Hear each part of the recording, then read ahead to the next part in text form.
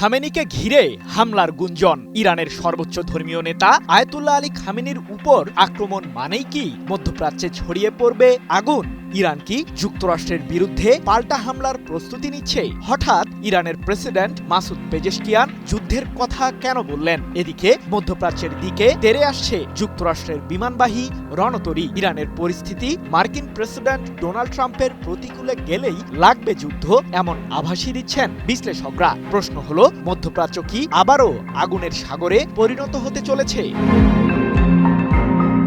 ইরানের সরকারকে নিয়ন্ত্রণে আনতে এখন খামেনি হয়ে দাঁড়িয়েছেন যুক্তরাষ্ট্রের জন্য গলার কাটা। তাকে সরাতে পারলেই যেন অসাধ্য সাধন করে ফেলবেন ট্রাম্প। সাম্প্রতিক সময়ে মার্কিন প্রেসিডেন্টের আচরণে এমন আভাসই পাওয়া গেছে। উস্কানির মাধ্যমে ইরানে বিক্ষোভ সৃষ্টির পর তাতেও সফল হতে পারেননি প্রেসিডেন্ট ট্রাম্প। এবার কি তাহলে ভিন্ন কৌশলে খামেনিকে হত্যা কিংবা উৎখাতের ষড়যন্ত্র করছেন যুক্তরাষ্ট্রের শাসক?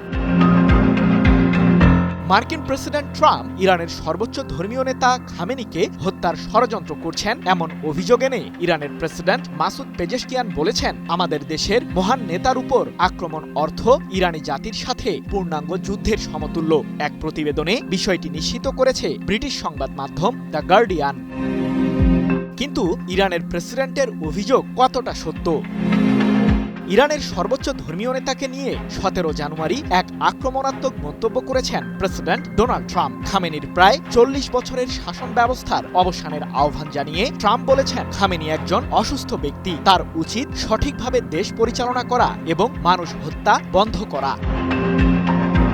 এর আগে গত 28 ডিসেম্বর থেকে ইরান জুড়ে শুরু হয় তীব্র গণবিক্ষোভ, যা এক পর্যায়ে সরকার বিরোধী আন্দোলনে রূপ নেয়। সেই আন্দোলনের প্রায় প্রতিটি মুহূর্তেই বিক্ষোভকারীদের উদ্দেশ্যে বিভিন্ন ধরনের উস্কানিমূলক বার্তা দিয়েছিলেন মার্কিন প্রেসিডেন্ট ট্রাম্প। এমনকি বিক্ষোভকারীদের সাহায্যে যুক্তরাষ্ট্রের সামরিক বাহিনী ইরানে পাঠানোর ঘোষণাও দিয়েছিলেন মার্কিন শাসক।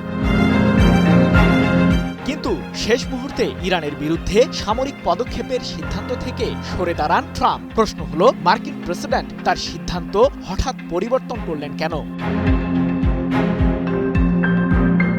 হিরন আরও মিনারেল ওয়াটার মাত্র 50 পয়সায় প্রতি লিটার। ইরানের বিরুদ্ধে এখনই সামরিক হামলা না চালাতে ট্রাম্পকে সম্প্রতি অনুরোধ করেন ইসরায়েলের প্রধানমন্ত্রী বেনিয়ামিন নেতানিয়াহু। কারণ হিসেবে ইহুদিবাদী শাসক জানান, এই মুহূর্তে ইসরায়েল প্রতিরক্ষা খাতে দুর্বল অবস্থায় রয়েছে। ট্রাম্প যদি ইরানে হামলা চালায় তাহলে ইরানও পাল্টা প্রতিরোধ হিসেবে ইসরায়েলের বিরুদ্ধে আক্রমণ চালাবে, যেগুলোকে প্রতিহত করা ইহুদিবাদীদের পক্ষে কঠিন হয়ে পড়বে।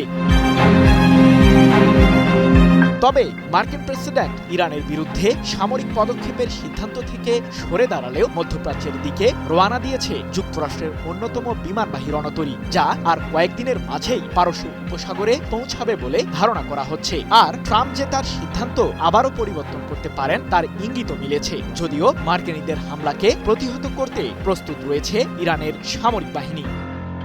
সৃজন মাহমুদ, নিউজ 24।